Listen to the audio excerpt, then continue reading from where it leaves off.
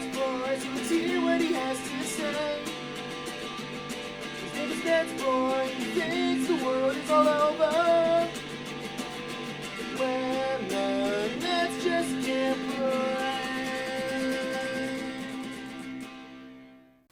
What up, Net fans? NetsBoy here, bring your latest in your Brooklyn Nets news. All right, let's go. Let's dive right in.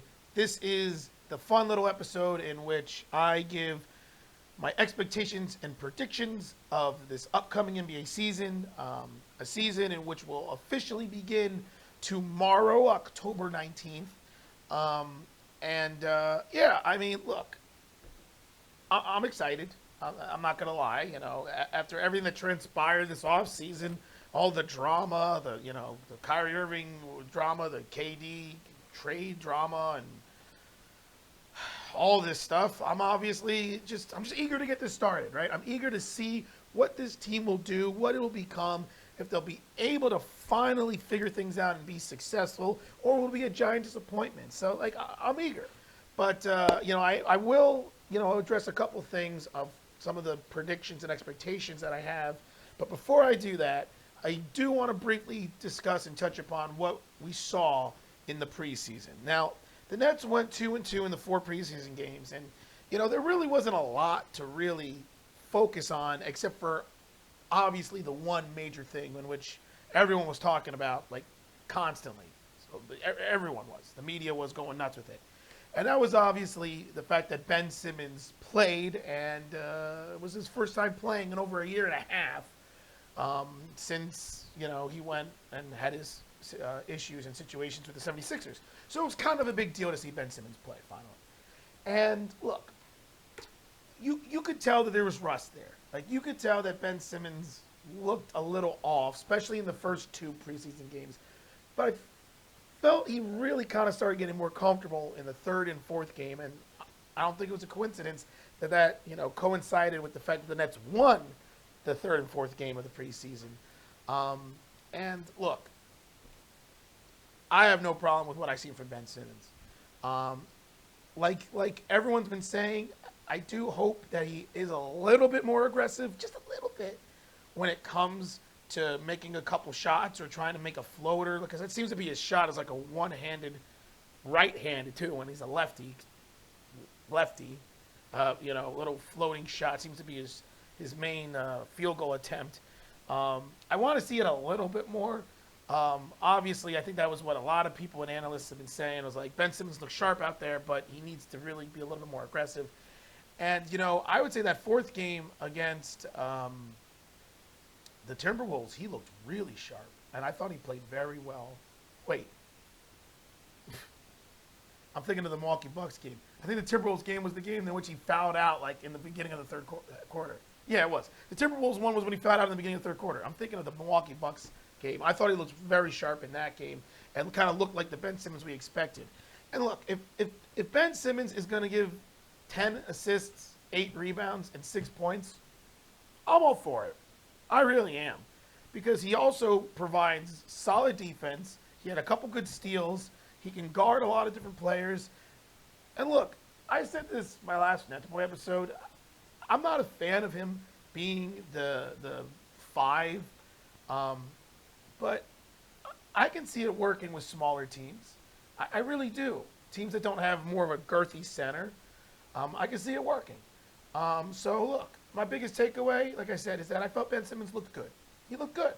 And it kind of got you a little excited, especially when you saw how well the offense really can't run when Ben Simmons has the ball in his hands and Kyrie and KD are playing off the ball and you have Claxton dive into the basket. It creates a whole bunch of issues for the defense. And that's the one thing I am excited about, like a lot of Net fans are, is this team with those 3 guys playing the way they can play and play off each other, this could be one of the best offenses we've seen in a long time.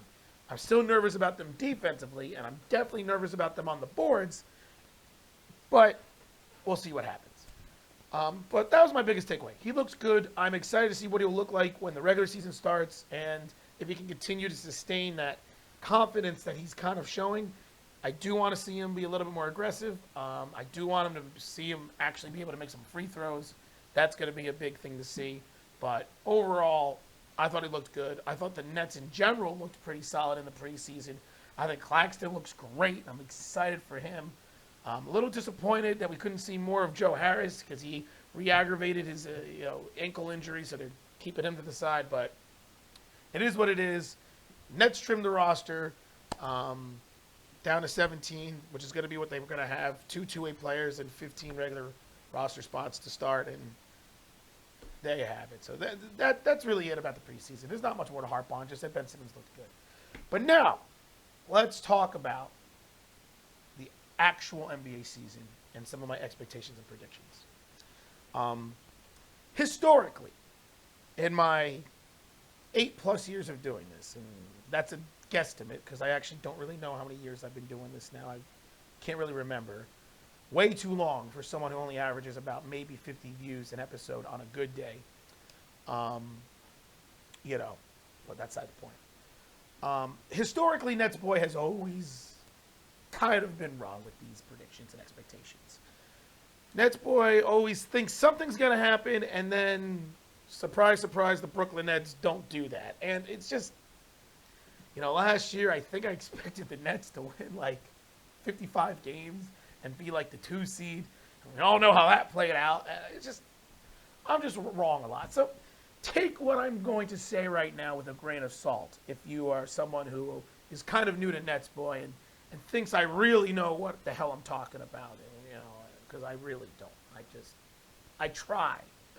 Like anybody else, I try to analyze things and figure it out.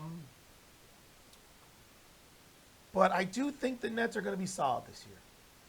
I do believe that they're going to figure this out, and that yes, there'll be a little learning curve with this team and Ben Simmons and how he's going to mesh. But I really do think that they're going to be one of the better teams in the East. I think Kevin Durant is going to have a great year. I think Kyrie Irving is going to have a great year. As a matter of fact, I know Stephen A. Smith actually said this, but I said it before he did. But there's no record of it, so you can once again take me for my word. But I'm being honest. I swear I said this. As soon as Kyrie signed his opted in, I said this like the next day. I think Kyrie Irving is going to be in the MVP conversation this year. He's not going to win it, obviously, but I think he's going to be like top 5. Like I think he's going to average like 26, 27 points a game. Another season of going, 90, 50, and 40. I really do think that that's going to happen this year. I think he's going to play in at least 65 games. I think he's going to just be a huge bright spot for the Nets.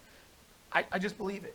And obviously we all know I've always been in Kyrie's corner. I've defended him in a lot of these situations, so this shouldn't be much of a surprise. But I really do believe that Kyrie's relatively happy. I don't agree with Stephen A. Smith in which he says Kyrie's definitely gone. He's going to go to the Lakers. I don't really think that's the case because I'm telling you this right now. If Kyrie Irving does what I think he's going to do, Joe Tsai's opening the checkbooks and letting Sean Marks sign Kyrie to the extension he wants. Kyrie wants his extension. That's what he wants. He doesn't really want to play with LeBron James. He wants to stay playing with his best bud, Kevin Durant, in a situation where the team will be competitive and win, and he gets paid. Kyrie wants the best of all worlds. So if Kyrie proves his worth this year, I think Sean Marks and Joe Tsai will re-sign him. And I think they should. And I think they should give him a max contract if he proves that there'll be no distractions and no issues this year, and he plays 65 games and plays at that top MVP caliber level like he can. And I firmly believe that he's going to do that. So I actually expect Kyrie back next year. And the reason is, like I said, Kyrie wanted his money. I've touched upon this before. That's why he opted in.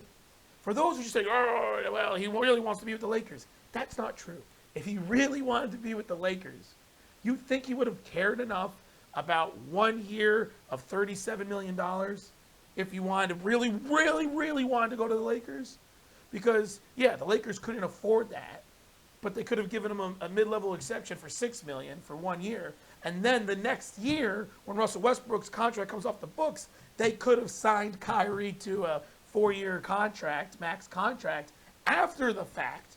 So if he really wanted to be a Laker, he really could have done that. But he wanted his money. And so if he plays well, does what he needs to do, I think the Nets will give him his money, and he'll stay a Net. That's another bold prediction I've got, or a prediction I got. Not really my bold one yet. I'll give you my bold one in a second. I think Ben Simmons is going to have a great year. I think he's, like I said, he's going to average almost 10 assists, about 8 rebounds, maybe 8 points, play elite defense, almost 3 steals a game. I think he's going to have a good year.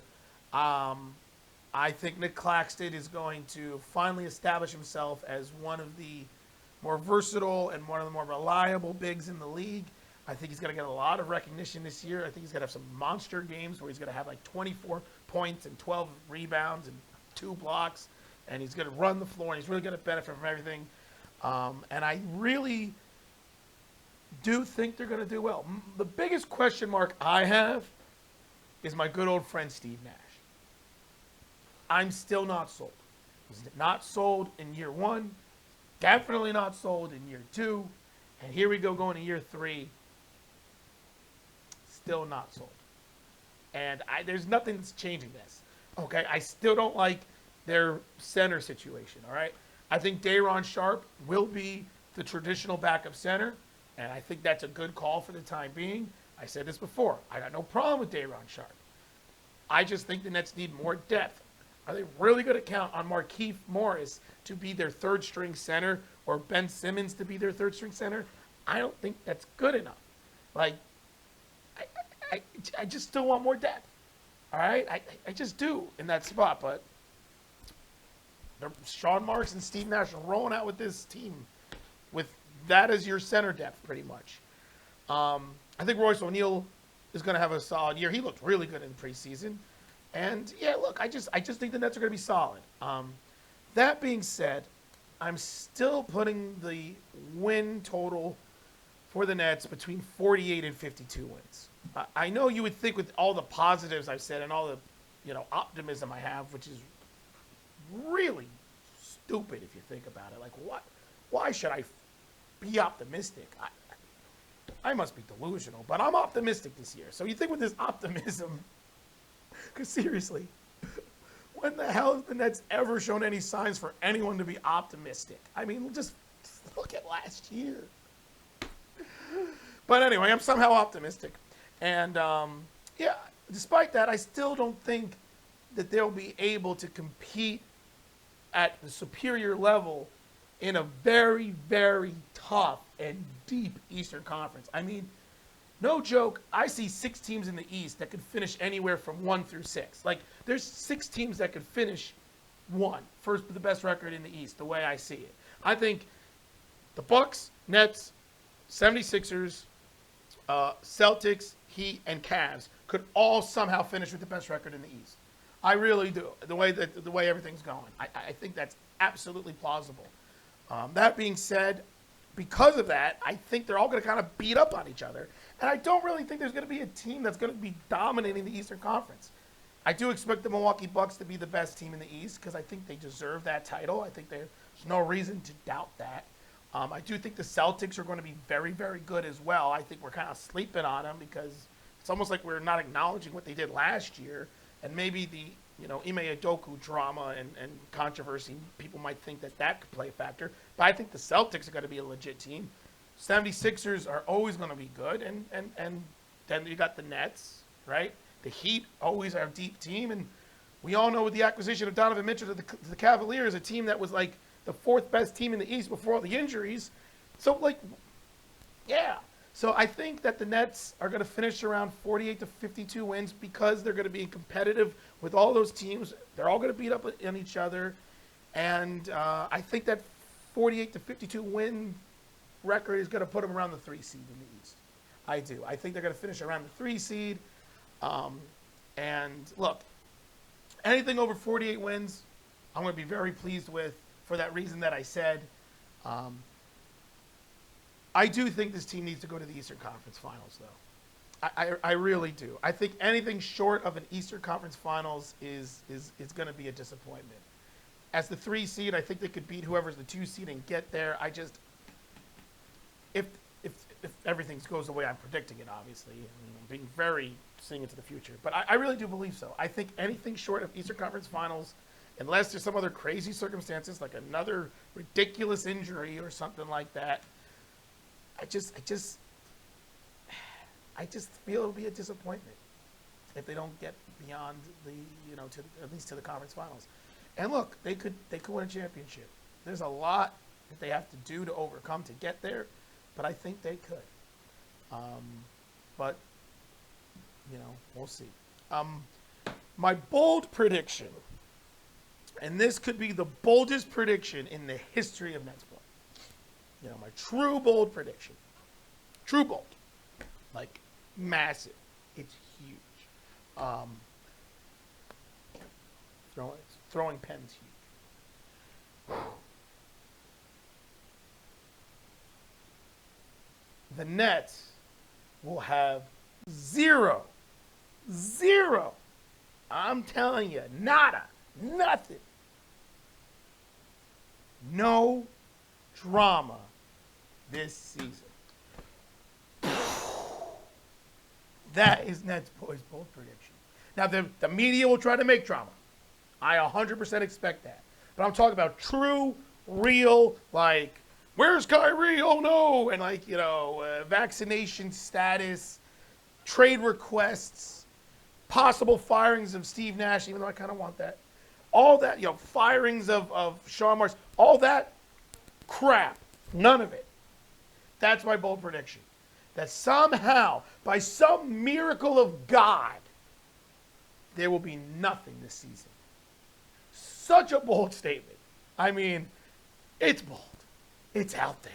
I don't think there's a single person in this world and any other worlds outside of this world, the universe, that believes me. But I somehow feel like this team somehow is going to put all the crap that has transpired the last 3 or 4 years, especially last year, aside and dig a hole, bury it, and cover it with cement and just eliminate it. I feel like that's going to happen. And they're going to be able to focus on basketball, play well, be competitive, and look sharp, and shock a lot of people, and change the narrative of this team being such a frickin' joke. NetsBoy's bold prediction. I would normally now go over the first next couple games of the season, but look, beginning of the season, look, they got the Pelicans, Raptors, Grizzlies, Bucks. Those are all playoff teams from last season. Pelicans are a very good young team. We all about know the Raptors somehow grinded out. The Grizzlies were waited to the Western Conference Finals last year. And then you got the Bucks. We all know how good they are. Not an easy start to the season for the Nets, but we'll see what happens. I do think the Nets are better than all those teams except for the Bucks. I think they're at the same level as the Grizzlies. So look, a 2-2 record to start the season. I'm not going to cry over that. But you never know what could happen. The beginning of the season is so fluky. There's teams that get off the hot starts that go 6-0 and end up finishing under 500. So I don't make a lot of the first beginning of the season. So we'll see what happens. Let me know what you guys think about everything. As usual, this episode is going on way too long. Let me know what you guys think about what you saw from the off-season, the preseason, excuse me. Any expectations and predictions you have. If you agree with me on my bold prediction that there will be no drama this year. And anything else. And, keep your eyes open to the next NetsBoy. And until then, let's get ready for this NBA season. And sign it off.